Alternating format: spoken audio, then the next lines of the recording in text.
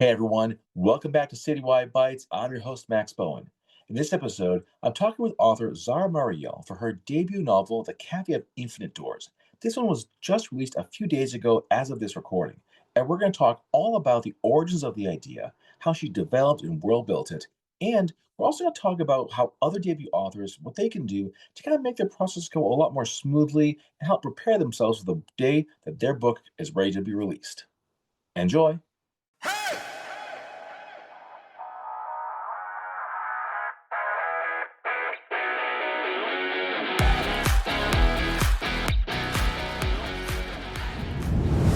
All right, Zara. Well, first off, I want to say welcome to the show. It is so cool to have you here. Your first interview for your first book.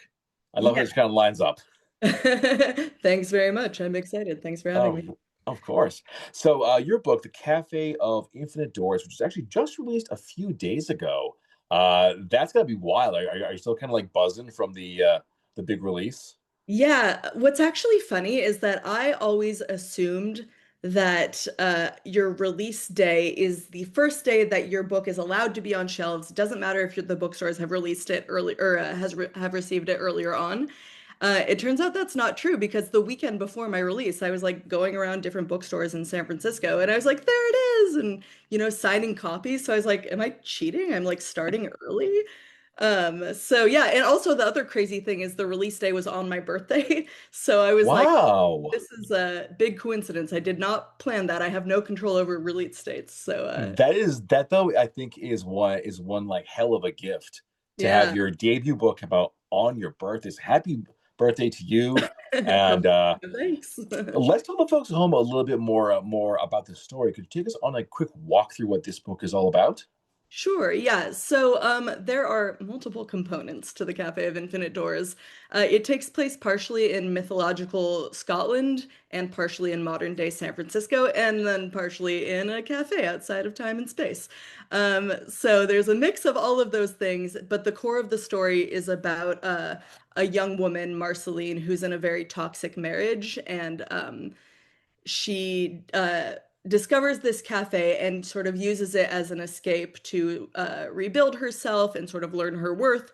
But at the same time, there is a very evil plot brewing that has an effect on this cafe, and she has to sort of conquer both of these things in order to come out alive. So.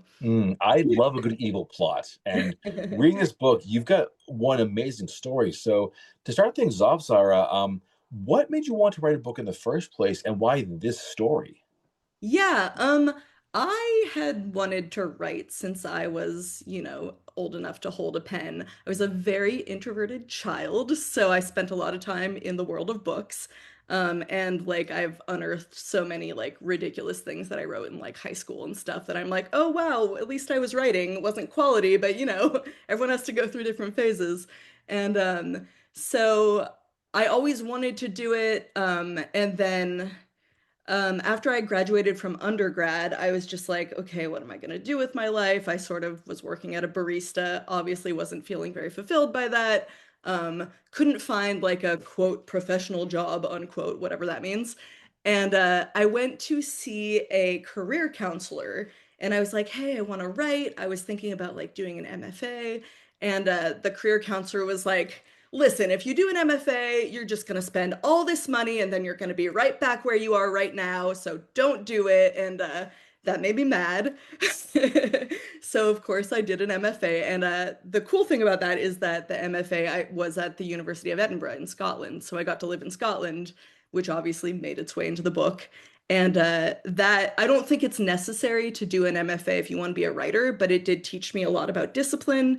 And it was awesome because it was the only time that I didn't have to worry about work at all. I was just like, my only focus is writing, which is like how many creative people get to have that choice. And even if it was only a year, I feel like it was very like formative. And so, yeah, when I came back from that, obviously, okay, the career counselor was right in the sense that I didn't, no one threw money at me or anything, but I still had to make a living. But I had understood the value of really putting time and energy into creating, into writing. So I continued to make sure that I prioritize that outside of work. And then it only took 11 years for my book to come out. So Hey, persistence is key. exactly, exactly. And you got, like along with the MFA, you got to live in Scotland for a year. Yeah, That sounds pretty amazing, actually. it was. Yeah, yeah. Yeah. Yeah. Let us now talk about your protagonist, Marceline. How do you go about creating her, and what situation does she find herself in as the book kind of progresses? Yeah, so Marceline is there's obviously like a big trend towards like strong female characters, and that's awesome, right? I'm super about that. Marceline does not start out super strong. She's not empowered. She doesn't know her own worth. And I could see echoes of myself when I was much younger in her character because like she doesn't really understand when she's in a bad situation. Like she knows she's unhappy, but she almost is afraid to put words on it because she feels like she doesn't it's not okay to express that, and she's in a toxic relationship that she got into way too young. And so yeah, so she starts from a place that you can really only go up from. Yeah. I like this. I like it. So definitely not like the more standard like badass female fantasy character. What led you to go in like that direction? I always like to write characters that I find relatable, and as much as I like to imagine that I would be badass wielding a sword in battle, I know that that is not accurate to what I would be like. And yeah, I think I wanted to reflect a more real experience to something that I felt more relatable. And because I'd been in a similar place earlier in my life, it felt very easy to embody that kind of a character. And to be clear, I love books about strong female characters who are badass and, magical powers, kicking ass, whatever. But this is just not that book. So, Okay. Okay. You know what? I do love a book that like goes against tropes. Always I think a good idea when you can like do your own thing, not just say, well, the market says this, so that's what I'll do. yeah, and honestly, like this book I think it's a little bit hard to categorize. I think people look at the cover and they think, "Oh, okay, it's like you're entering a magical world," and yes, you are, but you're also coming back to reality every other chapter and whatnot. And yes, like cozy fantasy is having a moment, right? And there are definitely cozy elements. Like the cafe itself is very cozy, and it's like slipping on some warm fuzzy slippers in your house, except that there's also sort of an undercurrent of danger and it's a little bit sinister as well. So I guess imagine wearing the fuzzy slippers in a pit of snakes, right? Like there is some of that comfort, but there's also like some dark themes happening and there's jealousy and sibling rivalry and murder, all that fun stuff. All that fun stuff. Let's talk about the cafe. I just love the idea of a cafe in a fantasy setting. So tell me a bit like more about this place and how like Marceline kind of like finds herself there. Yeah, so it's not really a spoiler because it's chapter 2, but she gets abandoned on the street after a fight with her husband and essentially runs into this cafe for shelter. And the idea of the cafe is my first agent called it like a therapy cafe, right? You go there and you sort of get to experience what your heart and soul need, you can be who you want to be if all you need is rest. That's a place that you can do that. And I don't know. I feel like if this place existed, it could do a lot of good for a lot of people because, we don't all get to do exactly what we want in our lives. We have, restrictions and we have responsibilities. And so the cafe is just a place to rest and to feel more fulfilled, I guess. And that's exactly what the character needed. So she finds herself on the street. She runs for shelter to this place. And, again, not a spoiler because it's in chapter 2. Like the thing she wants above all else at the beginning of the book is a job, and her husband will not let her do that. So she quickly asks, like, are you guys hiring? And so that's sort of the beginning of her journey there. Hmm. Now, you mentioned earlier, Zara, that you kind of wrote some of your personal life into the story. What was that like? And how did it help you as a writer to kind of craft the world? Yeah, so it's funny because I just had my launch event for, the release, and we had it at my parents' cafe. So I grew up in above my parents' cafe for a couple years when I was a kid, and so the cafe is definitely like pretty inspired by that. Unfortunately, a little bit less magic in the real thing, but it's pretty awesome. It's a good place. And so I think I always knew that I would write about a cafe. And obviously, like the Scotland stuff, I lived there. I lived in San Francisco for 10 years, so that was like that setting. And like, I feel like this book is just like a bunch of disparate parts of myself smushed together. And I'm like, hopefully that's relatable to people. Which I think Maybe it you, will because, there are universal themes in there that I think a lot. I'm sure will be. Yeah. What are some of those themes? Well, it's obviously like no secret that it is definitely a book about empowerment and specifically, female empowerment because we need a little bit of that, just gonna say that. Um, Mm-hmm.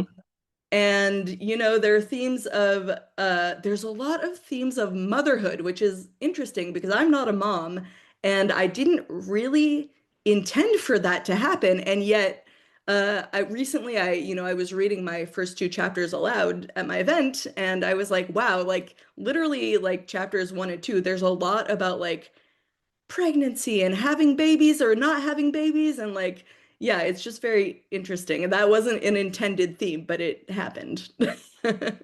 Hey, it works though, right? Yeah. Yeah. Yeah. All right. Um, of course, cover art. Of Hmm. course, the cover is what sells the book. They say don't just judge a book by its cover, but we always do. Um, Everyone is. your cover art is awesome, and I would like you to show the people at home what they're looking at. See, Ta-da. that is amazing. Who did that cover art? Oh my God, we had barely any contact, so I can't remember this person's name, but I can tell you because I bet you it is cover design by James Iacobelli. James, IACO. amazing job, James. I feel bad that I didn't know that right off the top of my head. There was very little contact between me and the actual designer, because my editor was the go-between for everything, and she would show me a draft, and then I would discuss with my agent how I wanted to give the feedback, and like I feel like there were a lot of like intermediaries. How did you react though when you like first saw what James did? So this is not the first draft, and Yeah. the first draft it was cool, but it wasn't at all what I had envisioned, and that was a bit of a shock to me because so my publisher recently went through a bit of what do you call that? Like a reshuffling. Basically, it Hmm. was acquired by Hachette, which is awesome because Hachette is a big five. So that means, yay, I get more exposure and whatnot. But I think the original organization and the organization for Hachette, like it doesn't necessarily like they had some different processes. So I was given a survey where I filled out all these details about the cover and like I had screenshots and I was like, this image is so important, please include this. And then, so when I received the first draft of the cover, it was cool, but it had zero of the ideas that I had come up with. And I was just like, shock and betrayal. And it took a while for me to like remove myself and just look at it objectively and be like, no, it is cool. It's not like what I envisioned, but it's awesome. And then, after I gave some feedback with my agent and whatnot, and I was like, for example, like, there needs to be some feathers on here. That feathers are very important in the book. Hmm. There needs to be some indication of Scotland, and so they added, if you see like some little Celtic nod. Oh, yeah. Um, the there's a knocker here. It's shaped like a bird. It's supposed to be shaped like a raven, and this is nobody's fault. I think like, but the first version of the door knocker that they had stuck on the door looked a lot like the Nazi eagle on like the yeah. And Oh like as soon as I no. pointed that out, they were like, "Oh my God, you're so right! Like we're taking it down. We're gonna remove it." Oh But I was just like, that's not the impression that I want to give. no, no, no. And good that you caught it because it would be terrible to see your book in a store and realize, oh, Yeah. how did we miss that? Yeah, they're like, "Oh, is this a white supremacist book?" Like, no, that's It's not right. that's not what Someone we're would say that. doing. Someone would say that. Yeah, but like thankfully I do really like the final version and I think it does Yeah. catch the eye quite a bit. So Hmm. Hmm. yeah, all is well. Exactly, exactly. Now, Zara, as we mentioned earlier, this is your first book. You're a debut author, brand new to the other world here. What advice would you offer to others who are kind of just embarking on their journey of their first book to make things go a little more smoothly? Oh man. Well, obviously, like number one is persistence, right? Because this may be the first book that I have published, but it is the third book that I have written. Um, and I've written one and a half since then. So like you got to keep working. I know one and a half is weird, but like drafts and whatnot. Um, but yeah, persistence is important. And like I say this, but obviously I'm like, it's a hard thing for me as well. I understand having thick skin because there is so much Hmm. rejection in this industry. And you query maybe up to 100 agents and like nobody's interested. And then you're like, what am I going to do? So the first book that I had written, I didn't actually end up sending it to agents. And I think that's probably for the best because I do not think anyone would have picked it up. I've definitely improved since then. I showed it to a couple of friends and now I wish I hadn't because they were like, oh, it's, I Oh no. like the idea. Oh no. I mean, that's good though, right? Because you should always be improving. You should never be like, well, now I'm a perfect writer. So I Exactly. I try. I am the writer. Do as I say. Yeah, exactly. Like if you criticize me, you're wrong. No, like you can always improve. Hmm. So that one I didn't even try to send it to agents. The second one I did, no bites, and like and that one too was a little better. There was some really cool themes, but not like the story that I wanted to be my debut, really, now that I look back. So yeah, have persistence, have thick skin because people, it's a brutal industry. Like sometimes you're looking for an agent and you might send your query email, which is what it's called, and you might just never receive a response. And then like, you're just like, cool, I've been ghosted from, in regards to this thing that I created out of my heart and soul, and it's very personal, and you're just like, they don't care, but you can't take it personally because they're so overworked. Everyone is so overworked at every step of the process. Then it's the same thing with editors. Your agent is submitting your manuscript to different editors, and like they're super overworked too, and they might also not respond. So like you have to be a masochist in order to want to get traditionally published, but you also have to be okay with being a masochist because like it's not gonna get better. Sorry, all bad news. No, but this is very realistic. I think it's very good to be honest with folks about what kind of like lies ahead of them. But like you said, be persistent. Eventually, you'll get there. You just got to be a little Yeah. patient, thick skin. Don't worry about it. You'll get there eventually. Was there any particular steps in your process that you thought were really like educational for you?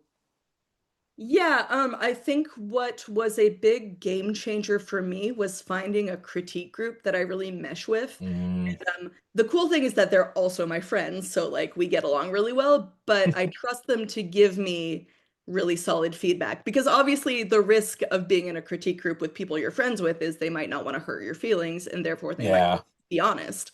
But if you can find a mix of both, although caveat, like they don't have to be your friends, that's just like a fun bonus. But I think it's really valuable to have a critique group that has a set schedule and like that forces you to impose deadlines upon yourself. And like, luckily for me, I'm pretty self-disciplined, so I always sort of impose deadlines on myself. But like, it's like that extra added bit of pressure of like, oh, I gotta finish these chapters because I gotta turn them in by this date so that we can discuss them at our meeting. So I think, yeah, finding a trusted group of critique members, yeah, is is like a really good idea because it helps you improve. Hmm. You might be an amazing writer, but everybody has blind spots, So, Exactly. And I yeah, think like the old saying is the writer is your own worst editor. yeah, yeah, totally. Because nobody wants to like delete something that they spent time writing, but Yeah.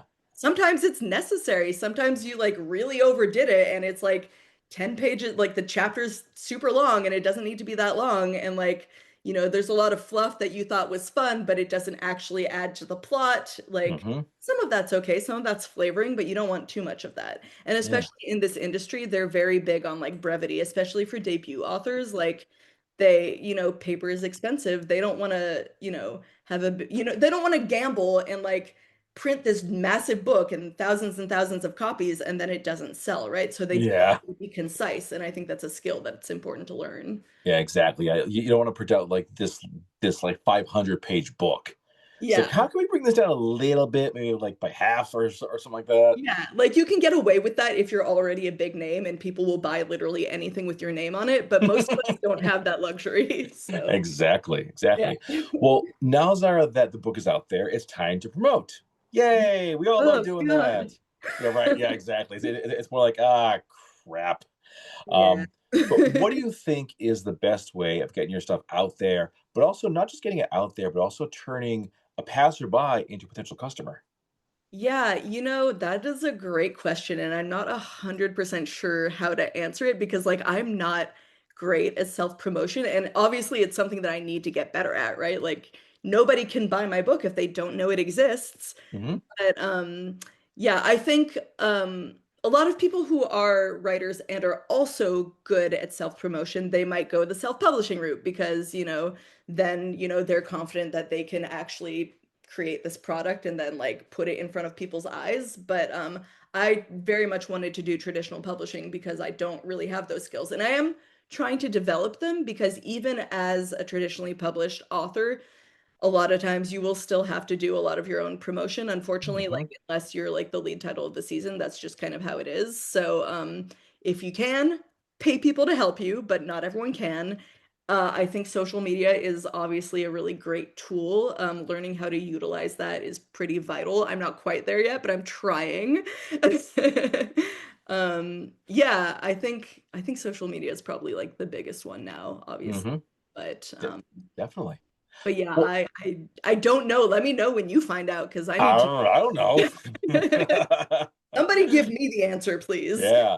I mean, like one thing I hear a lot, and I think this makes some sense, is to be out there physically, to like go to conventions, go to book Yeah, yeah. expos, because, you know, with social media, you can get lost in the shuffle so easily. The algorithm Yeah, can tree up and spit you out. But being there in person, I think it helps personally. that's true, and that can be a challenge when, Sure. like me, you live in the middle of nowhere. Whoops.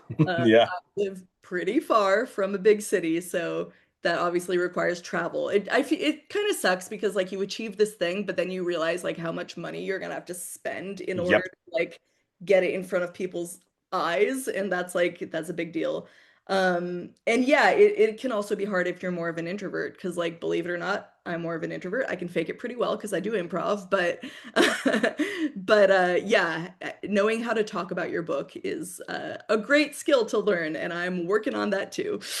Maybe you could do like an improv pitch of your book when you're at the expos. Yeah, yeah. But I mean, the great thing about improv is you can make stuff up, and obviously I'm gonna have to use a little bit of reality if I could just lie, actually. I could just say, "Oh yeah, You my could book, you whatever could you want to hear," There and then is they can no take it reason to be home going, and they'll have already bought it. So, exactly, too late. You get their money, no refunds, that's it, done. yeah. Just I'm need to like, put "What's your every special interest?" Oh my God, that's so weird. That's what this book is about. perfect. Yeah. Exactly. No, don't lie, anyone. Exactly. No, be honest, folks. We stress honesty. Yeah. Um, well, Zara, we're coming down to the end of this conversation, but the big question is, what's next for you? Yeah, well, I've completed my next book. It's not related to this one. It is complete standalone. And it's obviously I can't say too much, right? But it's speculative. It's less fantasy and more speculative. And like there's a Mm, nuance there that maybe not everyone necessarily knows, and it's kind of hard to define, but I feel like speculative is more of like taking place in this world, but what if dot dot dot, whereas fantasy goes a little bit farther into the, made up stuff. And so this one is about a, how can I say this cryptically? It's about a condition that affects some people's lives and a supernatural sort of condition and how these people navigate the world with this condition. And I hope very much that this will become a book one day too. I mean, it is a book, but that it'll be purchasable in stores. So everyone listening, cross your fingers for me, please. exactly, It's exactly. looking Well, good deal. folks, we have told you the story. We've talked about the book. Now, here's what you do. You go to zaramarielle.com. Everything is there. Uh, get your copy of this book. It's absolutely amazing. The cover is phenomenal. Follow the socials and leave reviews. Let us know Yes. what you liked. What didn't you like? All this stuff helps. And certainly, Zara, looking forward to our next conversation for your next book. Thank you. And I just want to say that this you can purchase it pretty much anywhere. Like ask your local bookstore. Like Exactly. obviously if you want to buy it on Amazon, I'm not going to stop you or whatever. But like, yeah, it's just so it's clear that it's not only available on my website, but in a lot of places. Exactly. So Cafe And, Vendors. and if your bookstore doesn't carry it, ask them, and they will usually be able to order it for you. That's what they do. Yes. Yes, and if you're real nice, they might order more copies to put on the shelves. So, Ooh, you never know. just Exa- saying, if you want to help exactly. me out, you can do that. See, folks, this is how we all work together to make things better. Well, Right. Zara, thank you once again for doing this. I really appreciate it. Awesome. Thank you, Max. This is super fun. Okay, everyone. I really hope you enjoyed this episode. Personally, I cannot wait to check out the Cafe of Infinite Doors.